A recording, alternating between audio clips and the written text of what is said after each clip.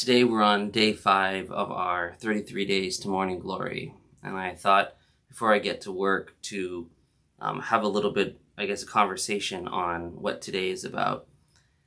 Yesterday I talked a lot about giving our all and giving it all to Mary, and we're kind of continuing on this theme, but today we're going to talk about giving our all and thinking about others, and tomorrow we're going to talk about giving our all and what does that mean for us. And one of the things that St. Louis de Montfort focused on a lot was the idea of all of our spiritual aspects that we're giving as well. So not just the graces that we receive and giving those on to Mary, but also the merits for those things. So, you think that I want to pray for someone else, and you're saying that all of that merit that comes with it, all of the stuff that's happening now and in the future and everything that has happened in the past, that you're willing to give that to Mary to distribute, per se, all of that prayers and all of the graces. And it seems a little odd at first because you're thinking, well, what happens to the people that I want to pray for, the people that I love, that I need to be prayed for, as opposed to just some person in the world that needs to be prayed for.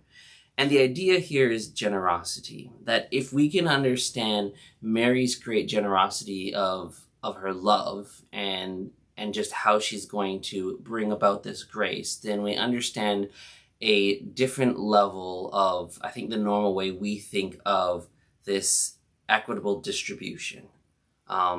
Everything here we think about that, well, I did this, I deserve that. I did something here, I can distribute the way it needs to be.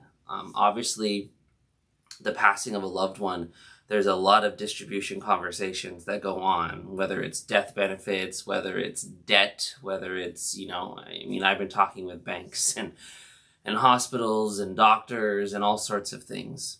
But the distribution we're talking about here is something greater. It's a divine distribution. And it's how Mary takes the thing that we give her, how she perfects it in heaven, and how she presents it to our Lord Jesus.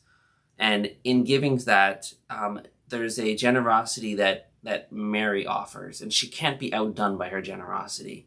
And so in her knowing what our needs are, or even the people that are close to us, that we don't even know need prayers right now, Jesus is attuned to that. Mary is attuned to that.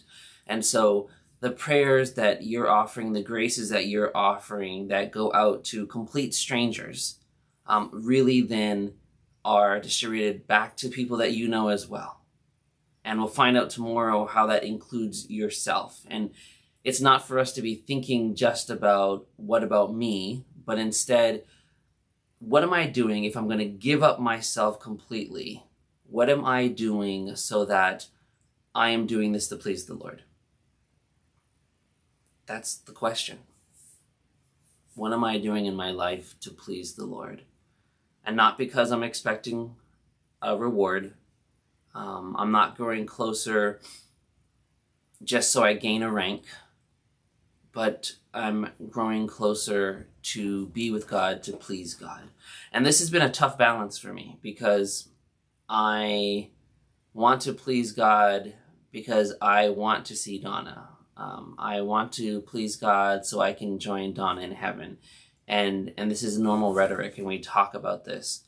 And God will provide that.